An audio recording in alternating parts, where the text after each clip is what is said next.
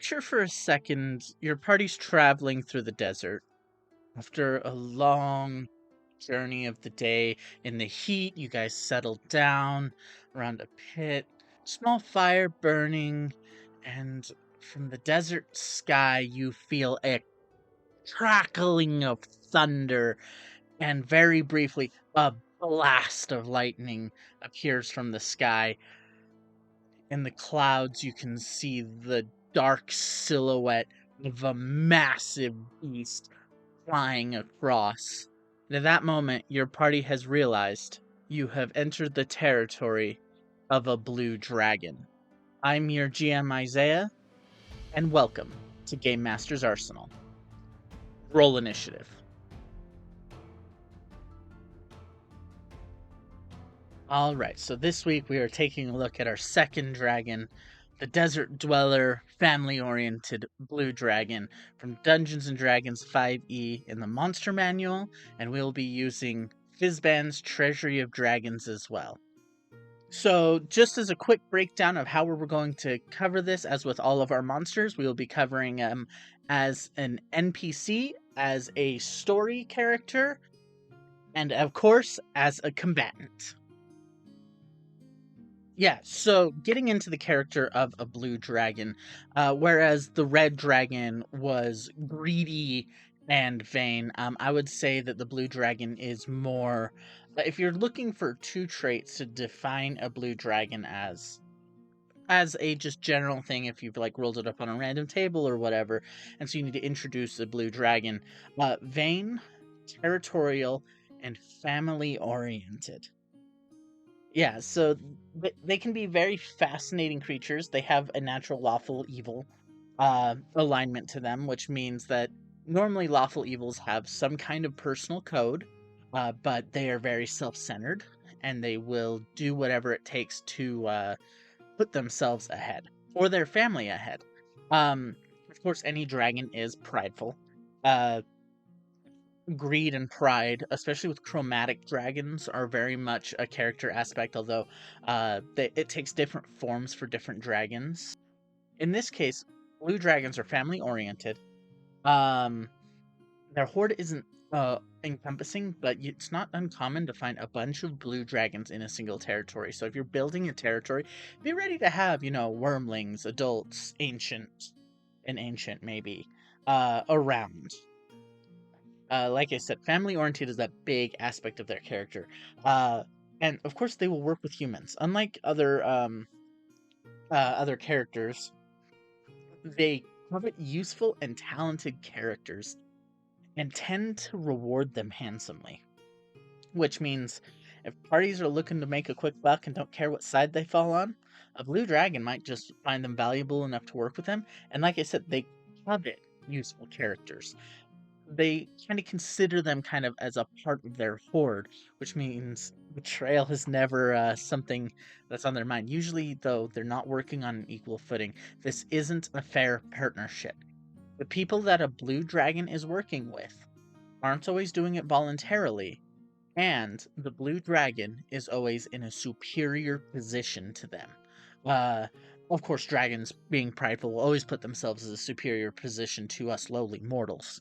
So, being that, its behavior kind of messes around with that. They're also defined in combat as methodical.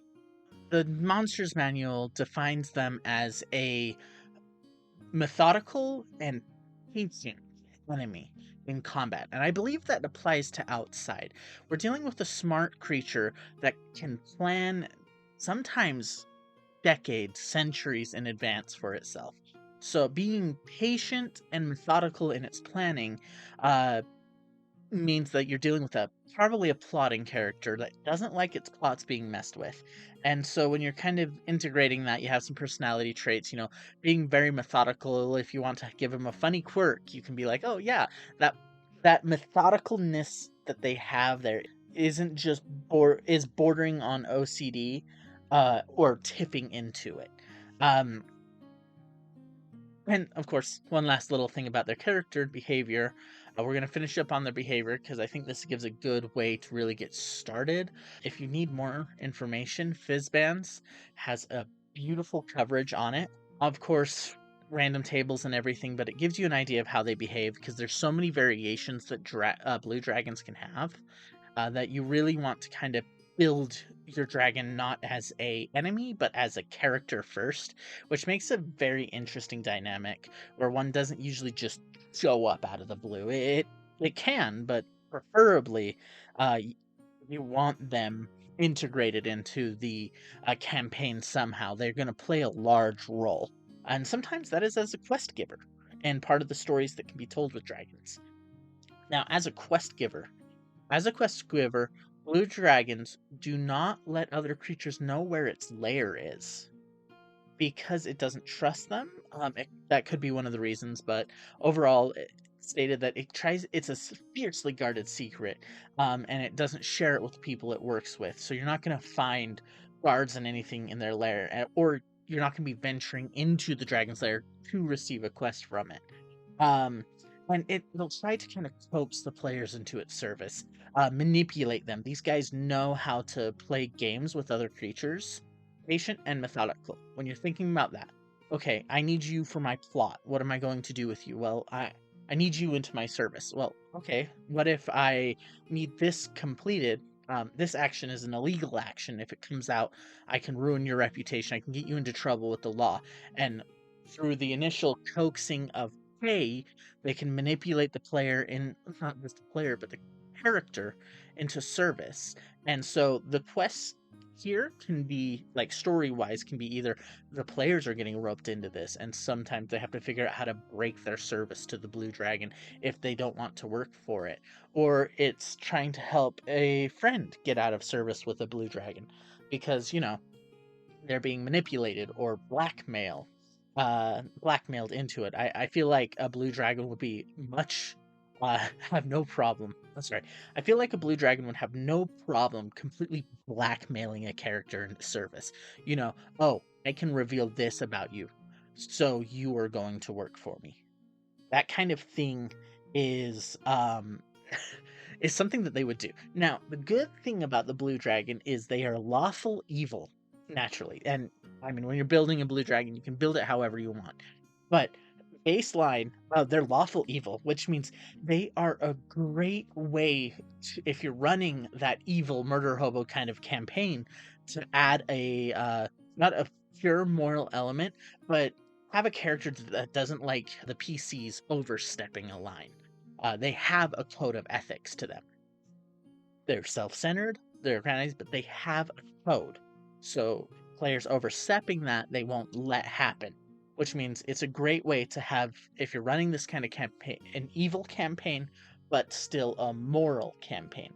So you're not committing super heinous acts because there's still a line in the sand set by this dragon. Um, and so, like, as a story hooks, dragons are never small, but they can be played in any number of ways, not just as quest giver, but if you're working against the dragon, maybe you're trying to overthrow a blue dragon or Blue Dragon's entire family. There's a number of stories to tell. Dragons have so many stories to tell that I can't just go in here and be like, here's the story hooks that you can use, because there's so many of them.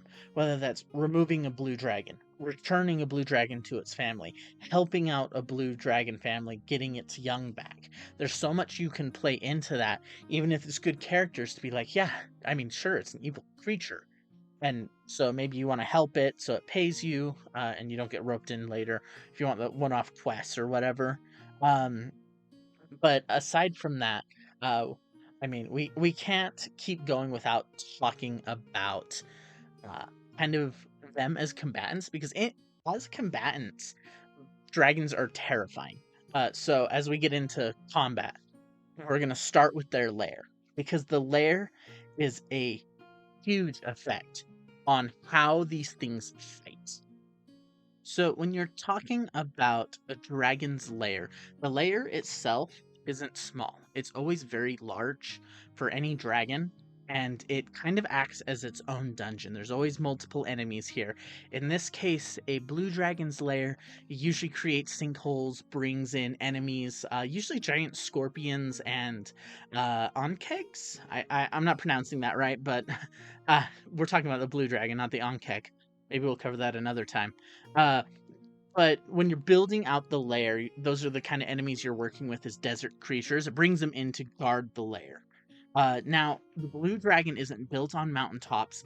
It burrows into the sand and creates it with its burrowing and lightning breath. So you kind of know you're in there when you kind of encounter rooms of essentially glass where the dragon has burnt it into glass to hold it up, and then sand and everything packed in. Now, a blue dragon's lair means it has lair actions. If you're going in there, be ready to go up against a creature with lair actions. These are for higher level characters. A lot of times you won't be throwing characters into a dragon's lair unless they're at least level 10. In which case you're running like young dragons into adult dragons. Probably not the adult dragon, but young dragon at least. Because it increases their challenge rating and layers add additional effects that some players may not be ready for. Dragons are dragons are very dangerous creatures. I cannot say this enough. Expect to go hard on your players here.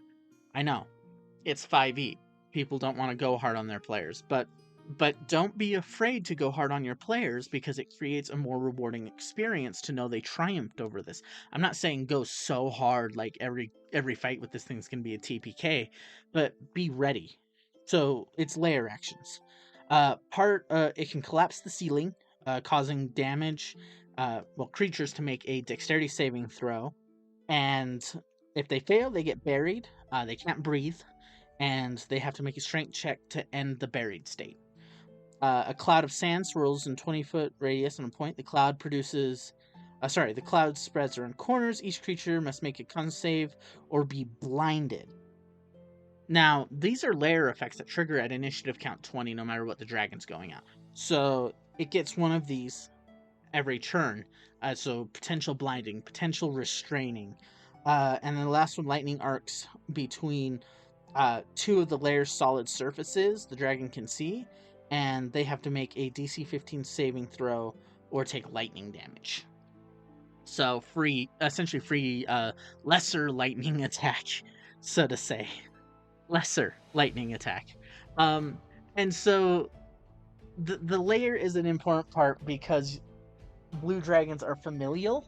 So when you're going into like an adult blue dragon's lair, be ready to find I would say a structure where there's at least a couple wormlings. There's maybe a young dragon getting ready to make out on its own. But blue dragons aren't always alone, so be careful of that when you're kind of building your lair.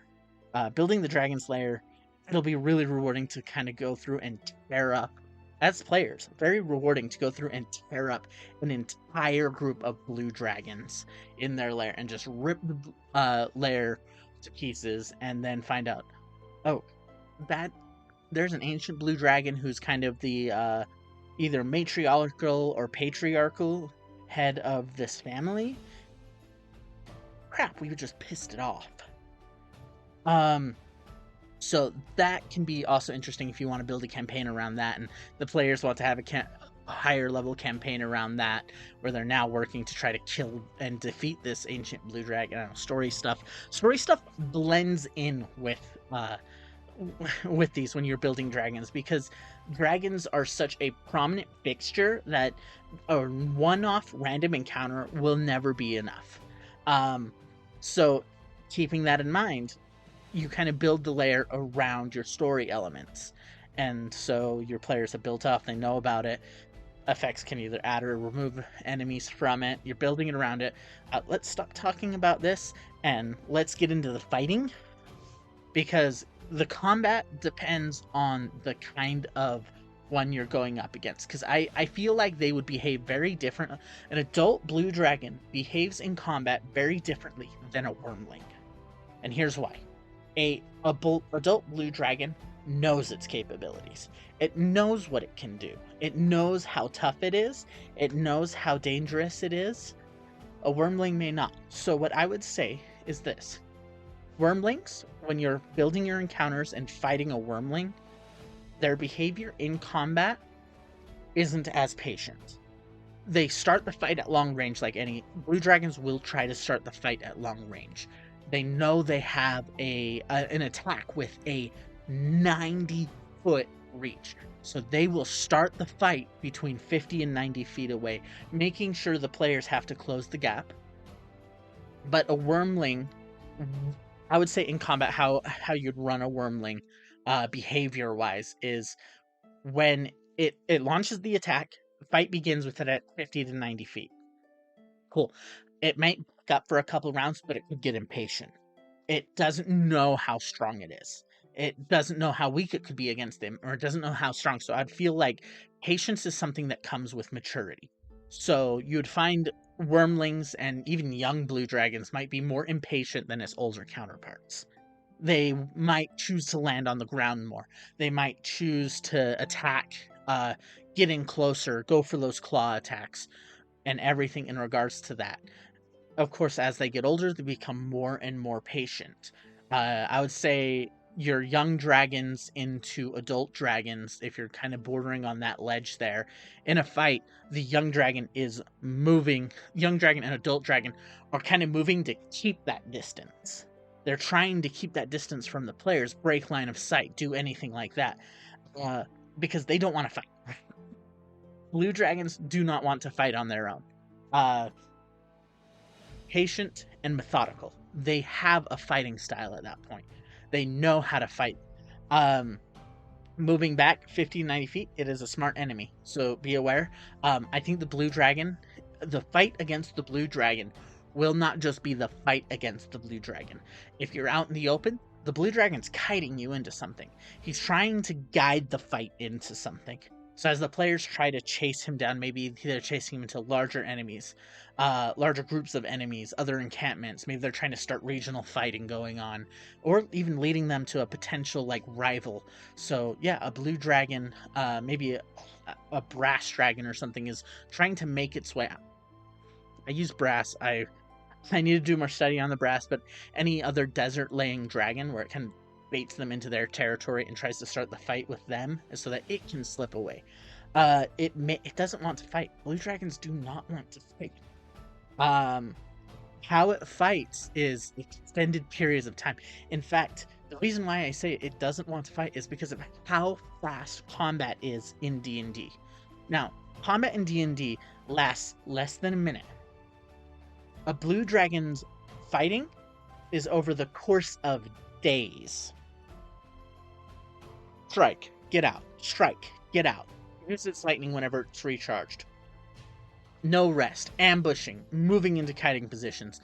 If it's trying to drive somebody out of its territory, there's no rest. It'll just keep pushing them out and out and out. Now, the fight changes if it's in its lair. Now, the fight in its lair is I would say a fight in a blue dragon's lair is going to be different from a lot of other dragons' lairs, because the blue dragon behaves in a specific way in its lair.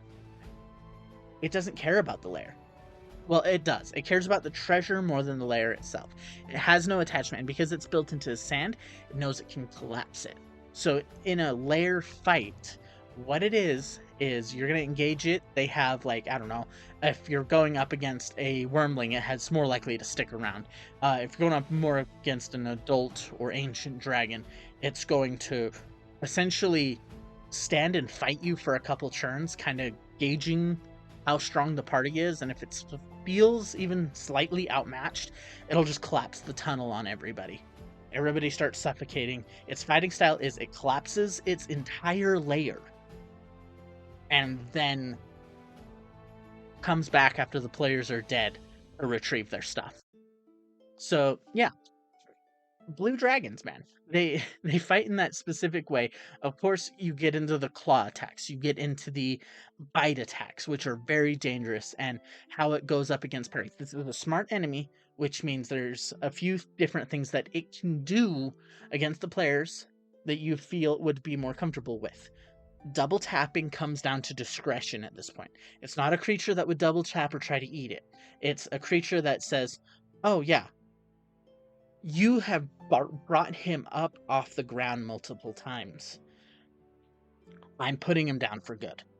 It may not immediately go for the double tap, but if it sees players like trying, if people accuse 5e of whack-a-mole against the players. because DMs will not double tap. Now, most enemies, I say they won't double tap. But if you start whack-a-moling characters, yeah, after like once or twice of it getting up, a smart enemy will say, okay, I can't just keep knocking him unconscious. I have to kill him. So, and it may not kill them at all. Maybe it decides, oh yeah, I want everybody unconscious. Once everybody's unconscious, then I can deal with it. It's also smart enough to pick targets. So if the spellcaster is a problem, guess what? A dragon has no obligation to stay on the ground fighting you when it has a lightning breath. It'll back up, wait, target a spellcaster with its lightning breath. Because it has no obligation. It could pick up, it could drag. There's any number of things that this thing can do. And so dragons are like a blue dragon fight is gonna border TPK no matter what you do. Unless you're going like 5 level 10s up against a wormling. Or 5 level 10s up against a young dragon. In which case, yeah, it's outmatched. Unless it's so utterly outmatched, a fight against a blue dragon, against any dragon, will always feel like a fight for survival. And you'll get that from your players. They get high and mighty, where they kind of get cocky. Players get cocky, especially in 5e when the DMs don't want to double tap. And I get it. It's your story and everything. But there's a little bit of danger, so as you're going into these, be ready. Like, if you're prepping your story, don't throw a blue dragon in there if you're not willing to completely kill the players. I'm not saying go full TPK on them. You never want to go full TPK, because, you know, this is a creature that says, okay, yeah, this, especially with blue dragons. Blue dragons is one of those creature types where it's like, yeah, it would knock out the entire party and then say, I chose not to kill you. You owe me. I need you to do this. Guess what? It just baited him into the service. The fight will... Dragons are so important on a story level because dragons are never nothing. Dragons are too intelligent, they're too long-lived to be nothing to a campaign or a random encounter. As soon as a dragon hits the floor, as soon as a dragon hits the table, it has the potential of taking over the entire story. So be aware of that. And of course, combat-wise, patience. It has its nature to fight.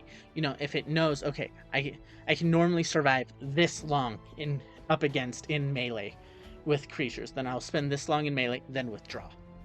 Or I don't want to fight. I'm going to just lightning breath from a distance. Players have to figure out how to solve that. As a DM, your job is to create an encounter that they will essentially give them a challenge. Not like any specific kind of challenge, you know. They'll feel good coming out on top. They'll feel relieved if they survive. And they'll feel devastated if they lose. And it may not be a full loss. If you want to continue the story, it may not double tap it. Ancient dragons also have magic. So you could be like, oh yeah, it chooses to revive the players into its service. There's any number of methods to this. So fighting with a blue dragon, be ready to kill at least somebody. The tank, adios. The frontline tank, get ready for that guy to be toast if he goes toe-to-toe with a dragon. Because it doesn't matter how tanky they are. The blue dragon has so many abilities in its arsenal and so many tactics. I mean, blue dragons can grapple. Dragons can grapple. You can replace one of your attack rolls with a grapple. And most players will fail a grapple, a contested grapple. In which case, guess what? You can drag the player. Where can you drag the player? They're 2 sizes smaller than most dragons. Most characters, well, almost all characters are classified as medium. All dragons are mostly classified as huge or gigantic. Guess who's going straight up? Dragons are smart enough to do the hawk tactic. You know, I can't break your shell. I'm going to let gravity decide this. So there's going to be, it's always an interesting fight. There's always a number of tactics. As a GM, when you're playing the blue dragon, you get to bring any number of things, but be ready. Methodical and patient are your keywords here for fighting. That's everything I have on the blue dragon. We've gone a little bit long, but thank you for listening. I've been your GM Isaiah. This has been Game Master's Arsenal. If you've enjoyed this content, you've made it this far, do me a favor, hit that subscribe button, like, follow me if you're listening to audio, and of course, check out our other show, Locked Loot, or anything else on our channel. Thank you.